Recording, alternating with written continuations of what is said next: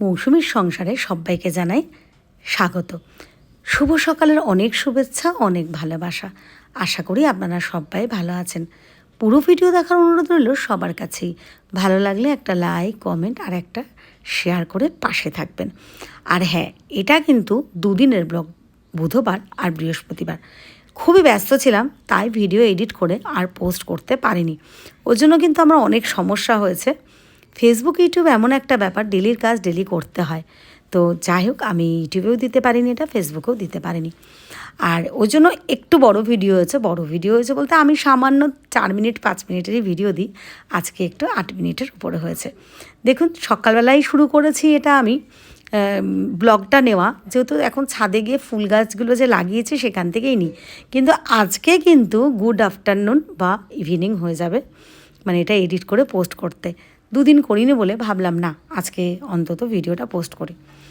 তো বাবারও তার মধ্যে একটু শরীরটা খারাপ, অনেক রকম সমস্যা। তারপরে এই ফুল গাছের না মাটি পাচ্ছিলাম না, মানে কদিন ধরেই শেয়ার করছিলাম যে ডাবল বাই কালারের পিটুনিয়াটা পাচ্ছি না।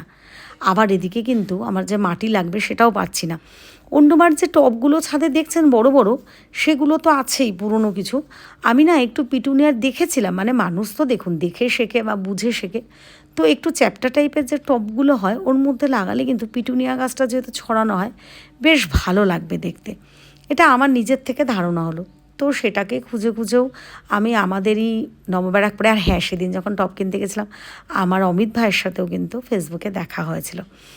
তো যাই হোক, সেগুলোও কিনে নিয়ে এসেছি। তো মোটামুটি জোগাড় হচ্ছে, ওই জন্য এই দুদিন খুবই ব্যস্ত ছিলাম।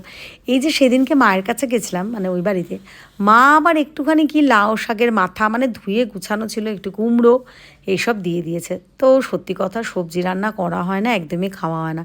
তো বললাম না, আজকে কিন্তু একটু এটা রান্না করে আমি খাবো, যেহেতু মা দিয়েছে হাতে করে, ব্যাপারটা আলাদা। দেখেছেন, দেখুন বিড়ালটা কি করছে, কি দুষ্টু। আর কালুটা যদি থাকতো না, তাহলে ওর জায়গায় বসে সব বদমাইশি করা ওকে বের করে দিত। তো যাই হোক, সেটা মানে পশু পাখি যাই বলুন, আমরা ওদেরকে ভালোবাসি বলে অতটা কিছু করি না, বলিও না। তবে হ্যাঁ, আমাদের কালু যে দেখেন না, ওর কিন্তু একটা স্বভাব আছে। আর দেখেছেন, এই ভিডিওটা ঋষি তুলেছে। দেখুন, ওর জেঠুর এদিকে মানে বাড়িতে যেখানে যেখানে যাচ্ছে ও পেছন পেছন গিয়ে ওই ক্যামেরাটা করেছে এতটা। তো যাই হোক, নিজেই আবার এটা জুড়িয়ে দিয়েছে, মা এটা দিও। তো কালু ছিল না তাই, নাহলে আমাদের কালু কিন্তু আবার বিড়াল মেরে ফেলে। হ্যাঁ, এটা কিন্তু আমাদের খুব একটা খারাপ লাগার ব্যাপার। যেহেতু আজকে পুষিটাকে দেখলাম, সেটা ওকে ঋষি তো কী বলবো জানেন, বসে বসে বলে, কালু তুমি বিড়ালকে খেও না, তুমি মেরো না, ওরাও তো ভালো, তুমি কি একা থাকবে, ওদেরও তো থাকতে হবে। মানে এইসব কত বোঝায়। তো কে কার কথা শোনে বোঝে। যেরকম কিনা এইখানটা ঋষি বোঝে না যে বাবা একটু অঙ্কটা করো, একটু পড়াশোনা করো। কাউকে বোঝালেই যে সে বুঝবে এমনটা কিন্তু মানে নেই। তো ঋষির কথা, আমাদের ঋষি আমাদের কথা শোনে না, আর ঋষির কথাও আমাদের কালো সোনা শোনে না। ওই জন্য কালো সোনা কাজ করে, ঋষি যেমন ঋষির কাজ করে।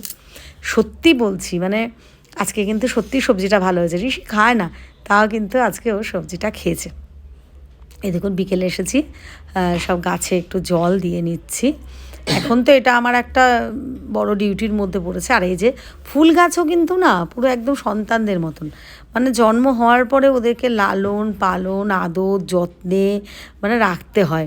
সেরকম কিন্তু গাছগুলো জল বেশি হলে সমস্যা, জল কম হলে সমস্যা। তো যাই হোক, চেষ্টা করছি। আর হ্যাঁ, যেহেতু আমি আগে ফুলের চাষ করেছি অনেক, সেই ক্ষেত্রে অসুবিধা হয় না। তবে হ্যাঁ, একটু যে ভয় মনের মধ্যে একটা কাজ করছে না তা না, মানে এটাই যে পারবো তো। দেখেছেন কাগজ ফুলটার কত পাতা গজিয়েছে, মানে গাছটা কিন্তু বেঁচে গেছে, একদম ঠিকঠাক আছে, বা পাতাগুলোও বেরোচ্ছে। আমি সেটাই আপনাদের সাথে শেয়ার করলাম।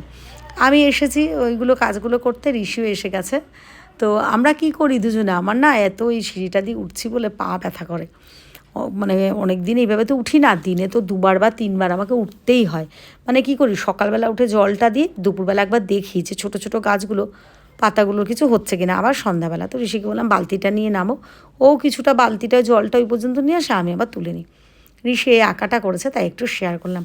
এখন কিন্তু আমি একটু বেরোচ্ছি। তো বেরোবো বলতে, আমি তো বেরোনো মানে খুব সাজুগুজু ওরকমের ব্যাপার নয়।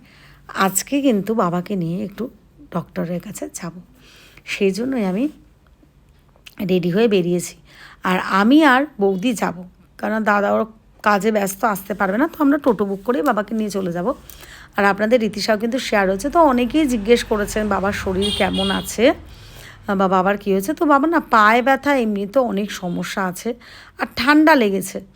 তো ওই জন্যই বাবাকে ডাক্তার দেখাতে নিয়ে গেলাম। তো ডক্টর দেখানো হয়ে ডাক্তার প্রেসক্রিপশন দিয়েছে। অনেকেই জিজ্ঞেস করেছেন, আজকে আমার ফেসবুক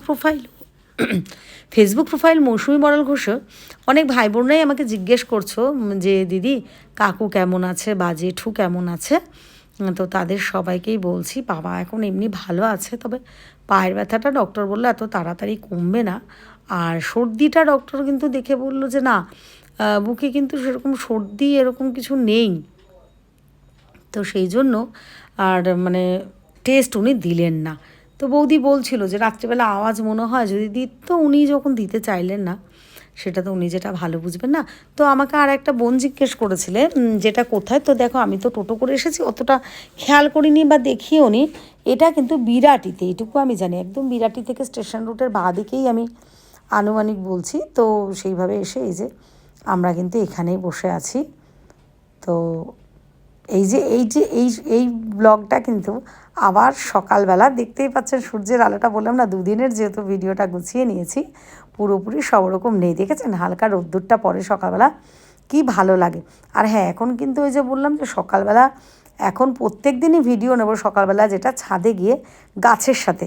আর গাছ ফুল কেনা ভালোবাসে, সবুজ কেনা ভালোবাসে। তো সেই জন্য এই যে সবুজ সবুজ পাতাগুলো ছোটো ছোটো এরকম সব গাছগুলো কিন্তু বেঁচে গেছে, কিন্তু দুটো গাছ নেই, এই যে দেখাচ্ছে আমি মানে একদম পার্টিকুলার এই দুটো গাছের শেকড়টা একদম কম ছিল। তো আমি দোকানে নিয়ে গেছিলাম যে একদম শেকড় নেই। তো ও আমাকে কাকিমা বলেই ডাকে, ও বললো যে কাকিমা তুমি লাগাও না, যদি মরে যায় তখন দেখা যাবে। কিন্তু দেখুন এই গাছগুলো কিন্তু ছোট ছোট, কিন্তু সবগুলো বেঁচে গেছে। দেখুন এটা দেখেছেন কত ছোট ছোট না, সত্যি মানে দেখলেই তো ভয় লাগে। সবাই দেখি কি সুন্দর সুন্দর ফটোশ্যুট করে, আমি খুব একটা না ভালো পারিও না। তো আজকে ইচ্ছা হলো আমার যে দেখি না, আসলে আপনাদের রীতিশার যে মাথায় বাঁধা ফুলটা ছিল না, এটা সেটাই। তো চায়ের কাপটা দিয়ে এইভাবে ভাবলাম দেখি যদি একটু পারি। ঋষির প্রাইসগুলো না প্রত্যেক বছর পুজোর আগে একটু পরিষ্কার করে ঋষি আবার গুছিয়ে রাখে। এই বছর সত্যি সত্যি আর বের করা হয়নি। তো ঋষি বলছিল মা একটু বের করি, আর সত্যি কথা বলতে আমাদের একদম ব্লগ রিলস কিছুই সেরকম হচ্ছে না, যেহেতু ঋতিশার কাছেও যাওয়া হচ্ছে না সেরকমভাবে, আমরা বাড়ি থেকেও কিছু করতে পারছি না সেরকমভাবে।